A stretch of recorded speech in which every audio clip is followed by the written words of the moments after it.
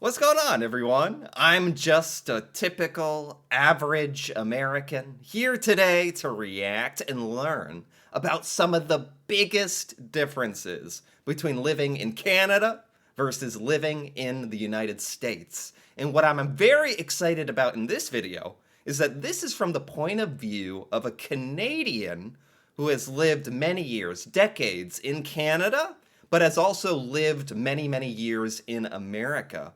When I've reacted to some of videos like this in the past, I think it's usually from the point of view of Americans traveling to Canada, which is very fun for me because a lot of things about Canada that really stick out to Americans become very apparent, and they talk about that, and it's very fascinating.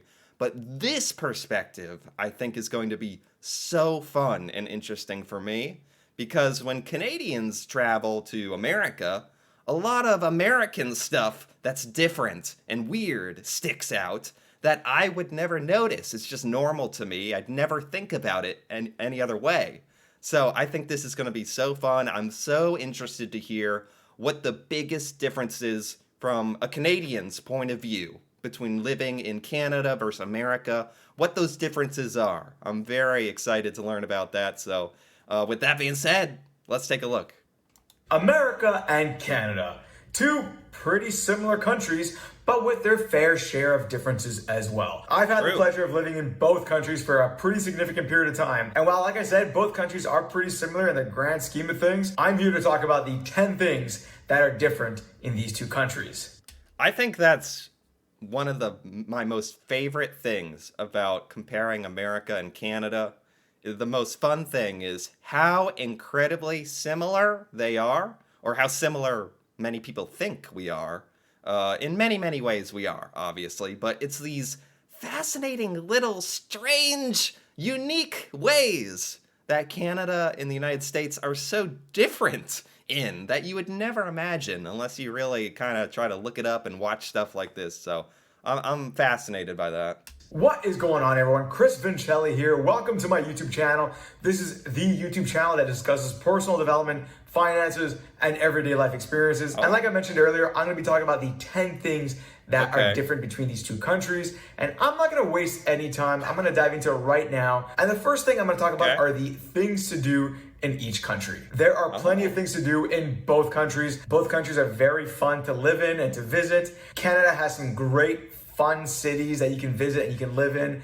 Montreal, Toronto, Vancouver, all great cities with plenty of events. And yeah, it's interesting. It is interesting because, like, I wonder if this is true for Canadians. Americans, like, it is fun to visit big, huge, famous American cities, even as an American. But at the same time, in America, there's this kind of trope where it's like, it's going to be crowded.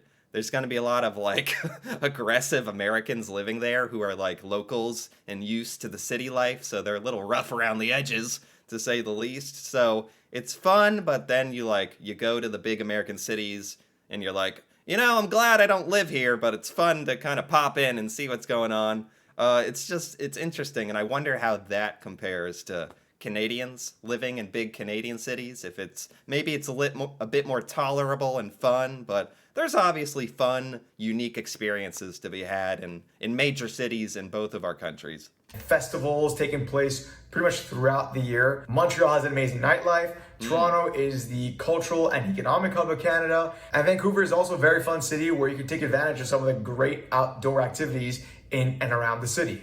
Yeah, it's honestly a shame because I feel like most Americans don't even have, man, I could go on and on about it, but Americans don't even know where most of the Canadian cities are even located, what's going on in them. Like, Americans have no idea what kind of amazing things there are to do in Canada and its major cities. So it's kind of strange because I feel like a lot of American cities are very famous worldwide, a lot of people traveling to them. And then there's these, like, really famous Canadian cities that Americans know by name, like Toronto and Vancouver and places like that. But we know their name, but then that's where it stops for most Americans. And they're like, I don't have any clue what's going on in Toronto or Ottawa or something. And so that's a shame, honestly, because it's pretty cool. On top of that, Canada's wilderness is fantastic. Canada has some Yeah. great ski resorts. Yeah. So if you love skiing or snowboarding, there's plenty of that in Canada. That's another shame that Americans are pretty like past the point of no return, where a lot of Americans are convinced Canada isn't a good place to travel, like in the wilderness, because it's just going to be cold and barren and icy, uncomfortable coldness, like year round, which is obviously not true. An enormous over exaggeration. And from a lot of the videos I've reacted to in the past, I know about all the crazy, amazing actual nature and geography in Canada. It's actually astounding. And of course, Canada's got thousands and thousands of lakes and rivers that you can Right. go rowing or boating in. There's plenty of hiking to do in Canada. Yeah. There are even some beaches too. So there are a lot of things that you can do in Canada. Canada has its fair share of sports as well. Of course, the biggest sport in Canada is hockey Right. by far and wide. But Canada also has its own football league. Canadians love skiing and snowboarding. So there are plenty of sports to do in Canada as well. With That'd be another, yeah, that's definitely a Canada, like uniquely Canadian thing. Americans could go to Canada, catch a hockey game, pro hockey game. That'd be something cool. that in mind, however, I feel there are more things to do in the United States than in Canada. There are just more things happening in America. First and foremost, okay. I'm not knocking on Toronto or Montreal or Vancouver. They're all great cities in their own way.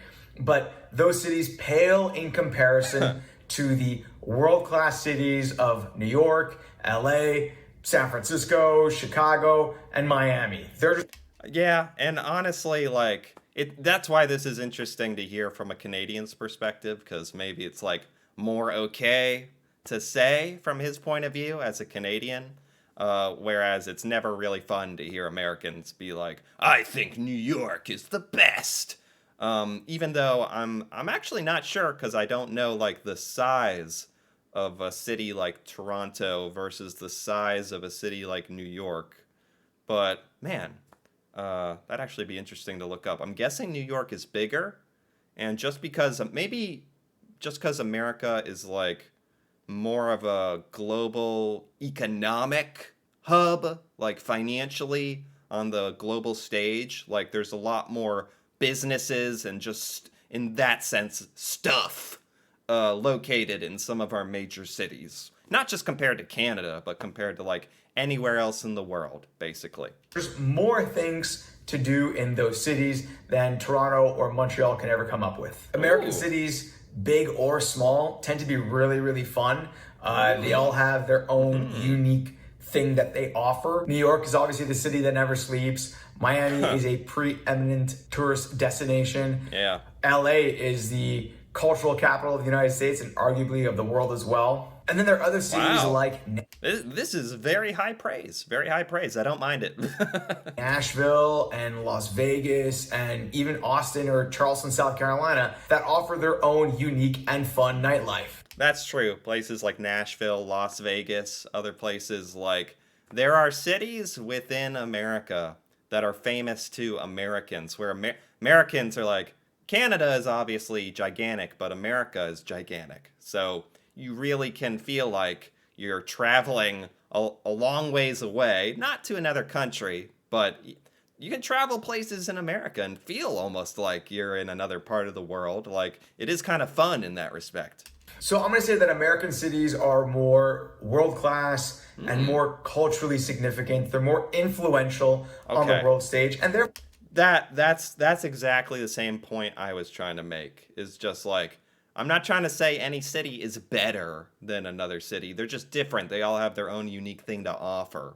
But purely from like a global standpoint and a financial standpoint, like the United States is bigger. And so there's probably going to just be more stuff. Therefore, there are just more things to do there. On top of that, yes, Canada has a great wilderness, but so does America. Ooh. The national parks in the United States are absolutely gorgeous. You got Yellowstone National Park, Yosemite, Grand Canyon. In America, I like, yeah, you know what's nice about this video here that I didn't even realize? I was excited to hear a Canadian's point of view on all this, living in Canada versus living in America.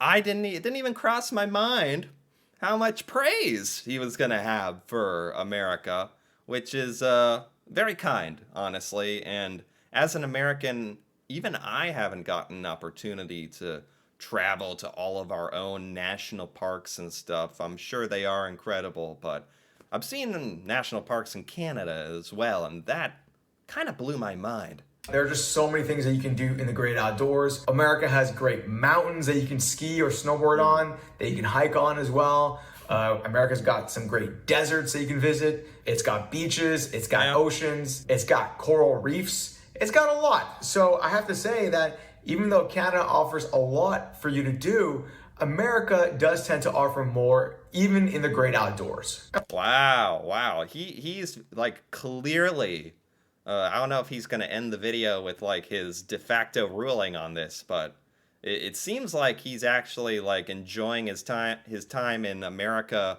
from like a tourism standpoint. Like, and that makes sense. Like, I feel like if you go to another country, everything is going to pop out to you. It's going to be new and feel like the biggest, best thing ever. But he's giving very high praise. Like, he has not necessarily said that living in America has been better than living in Canada. He's just been saying that there's more stuff to do, which is a distinction. So I'm curious if he's going to make a ruling on that. Might be a bit controversial. And look, Americans love their sports too. Not only is hockey a thing in the United States, but so is football. In fact, football is probably the most popular sport in America. America Yes. also has baseball, basketball, and other sports like tennis and beach volleyball and even soccer are also Yeah. pretty popular in the United States. Yeah, And this yeah, on yeah. top Yeah. I would imagine that Americans' obsession with American football is almost exactly the same as Canadians' obsession with hockey. Very similar like fans' obsession with the sport and dedication. of winter sports like skiing and snowboarding. So there are plenty of sports, plenty of sporting activities that you can do here in the United States, and there are plenty of sporting events too, like the Super Bowl, for example. And then finally, I think the United States offers something that Canada doesn't really have, and that is world-class amusement parks. There is just no Oh. such thing as a Walt Disney World or Universal Studios in Canada. Yet there are Okay. several cities in the United States that do offer world-class amusement parks. Okay. It's not really my thing. There are a ton of amusement parks in the United States. A while back, I reacted to Canada's Wonderland, and that was pretty great. It reminded me a lot of American amusement parks, but oh my gosh, there's just America must pride itself on amusement parks. They must make a killing or something because there's so many. They're enormous. And we do have like the Disney worlds and whatnot. But I know that a lot of people do vacation in America to check out these amusement parks. Walt Disney World is world renowned, and so is Universal Studios. Yeah. So I have to say that even though Canada has a lot to offer, I think the United States in general offers more. Another area in which the United States and Canada differ is in its culture. And yeah, I know Yeah. both cultures are, in the grand scheme of things, pretty darn similar. But with that being said, there are some pretty significant differences in each country's culture. Yeah, it's difficult to measure culture, to quantify culture, or even compare it, honestly. But I've been shocked by some of the differences between American and Canadian culture. First and foremost, American culture is a lot more culturally significant, consequential, and influential around the world. Americans do place a very large emphasis on independence, on personal responsibility, and tend to be more, I have to say, outgoing and outspoken as well. Very outgoing and outspoken. That's a polite way to put it. I've heard it described positively and negatively as like Americans are very much like have a lot of self-confidence, which can be very good in that you're going to try to do a lot of stuff and believe in yourself that you can accomplish things. But at the same time, it can come across as cockiness, overconfidence, like a lack of being humble. So I don't know. I think it's a bit of both. It can be an amazing asset and really help you accomplish things. But if you take it too far, it's obviously bad. So That's always an interesting point to think about. Whereas Canadians take pride in being more of a peaceful country and sometimes think a little bit more as a community. America Yeah, he had said something earlier I wanted to talk about. on personal responsibility, very large emphasis, influential around the more culturally significant, consequential, and influential around the world. Right. That is something that did not occur to me for a long time. Was like in America, when you're just growing up watching shows and movies, you just assume everything is like Americans. And you never really are taught or exposed to other cultures and countries around the world, news and movies and media and all sorts of stuff. You're just watching American stuff, or you might be watching a Canadian thing or something that was made in an English speaking country, and you're just going to assume it's American. Whereas it seems like in other parts of the world, especially Canada, people consume a lot of media from their own country, but consume a lot of American media and American shows and music and movies, and therefore are thinking about America a little bit. Which is fantastic that it feels like a lot of countries around the world are thinking about countries other than themselves. Seems very great and very helpful and a good outlook on the world to be exposed to that. But in America, as a byproduct of creating a lot of this stuff and having a lot of influence, it feels like Americans don't really get exposed to thinking about stuff about the rest of the world, if that makes any sense. I've noticed that, and I think it's important for more Americans to kind of realize that. The more stuff on YouTube that I watch about Canada and countries around the world, the more helpful and sort of worldly I feel like I become, which is obviously a good thing. Outgoing and outspoken as well. Whereas Canadians take pride in being more of a peaceful country and sometimes think a little bit more as a community. Americans just seem to be more. Which, I really like. I think America can use a bit more of the Canadian perspective on that. Like we definitely have an abundance of confident go-getters who are loud at giving their opinion, trying to accomplish stuff and do startups, and everyone's got to have a startup or a business or a side hustle and tell you exactly what they think and tell you on social media. America's got plenty of that. We're good. We're good. A little more sense of community and looking out for your fellow compatriots or something. That would be nice. More of a community feeling. I feel like we've lost that a little bit. More comfortable being sociable and interacting with others. Whereas Canadians, on the other hand, tend to be more reserved, polite, and quieter, to be quite honest. The third thing I'm going to talk about are its climates, and I think this is pretty well known. I spoke about it in previous videos as well, but Canada's climate is, for the most part, absolutely atrocious. First off, the northern half of... Okay, he's about to say it, which was my point. The point I was going to make is like, certainly, like the more north in Canada you go, the colder it gets and the more stereotypical Canadian weather occurs. Canada is just completely Arctic, barren wasteland. It's inhospitable. You can't live there. The terrain and the climate there does not support permanent human settlement. And in the lower half of the country, you do have varying climates as well. Right. Certain parts are just subarctic. They're very cold, and the winters are very long and very dark. And then as you move further south, closer to the United States, that's where the climate becomes a little bit more hospitable to human settlement. Yeah, I mean, I learned about this a while ago. Like, literally, so much of the Canadian population is right up against the Canada-US border. Like, desperately trying to get as south as you can possibly get, just to get a little bit warmer. Just a little warmer. I never truly appreciated that the United States is south as it is. Because when you grow up here, it's just like, you're not really appreciating, like, the weather and stuff. But now I do. I try to. The climate there might be more temperate, and you'll have long, dark, snowy winters and short but relatively warm summers as well. In Right. essence, pretty much all of Canada has some really bad, long, and dark winters. That is Right. true for pretty much the whole country. On the other hand, America's climate really depends on where you are and where you live. Yeah. America has deserts. America has the tropics. It's got the Arctic as well. It's got an alpine climate up in the Rockies. It's got the Great Plains. It's got a temperate climate in the north around the Northeast region and around.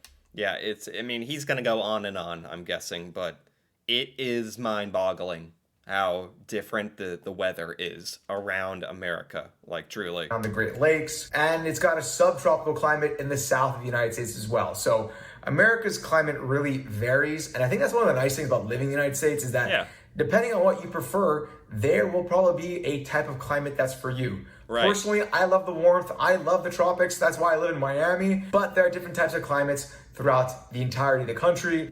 Yeah, you could view that as like strictly like an advantage. It certainly is an advantage. If you're an American living in the United States, you have the option to, if you are just sick of the cold, you can move to another state where it could be warm year round if you want. Whereas in Canada, your options are more limited. And whether you prefer a hot, dry desert climate or a tropical climate or a cool temperate climate, the United States has that for you. All right, and the fourth thing I'm gonna talk about is cuisine, their Ooh. respective cuisines and how they differ from one another. And this is Okay. probably a little bit more subjective, but Right. I actually happen to prefer Canadian cuisine over American cuisine. That doesn't surprise me, actually. I've seen a fair bit of the Canadian cuisines, particularly the amazing diversity of food, and the staples like the poutines and whatnot that are just like delicious. And that answer does not surprise me that he's giving. With that being said, American cuisine has a lot to offer. Its cuisine is influenced by the cultures and the peoples from all around the world. The only thing I have to say that I wish was a little bit different is that cuisines from different cultures tend to become Americanized. For Yes. example, Italian cuisine in the United States is not true Italian cuisine. It's Yes. completely Americanized. You find dishes here in America that are supposedly Italian that you do not find in Italy. That is so well said. That is exactly the kind of insight that I was hoping he would make. It's the kind of stuff Americans don't really think about because it's just happening every day, all the time. When, right, when you go to a restaurant in America that's an Italian place or a Chinese restaurant or an Indian place or whatever, it's the American version.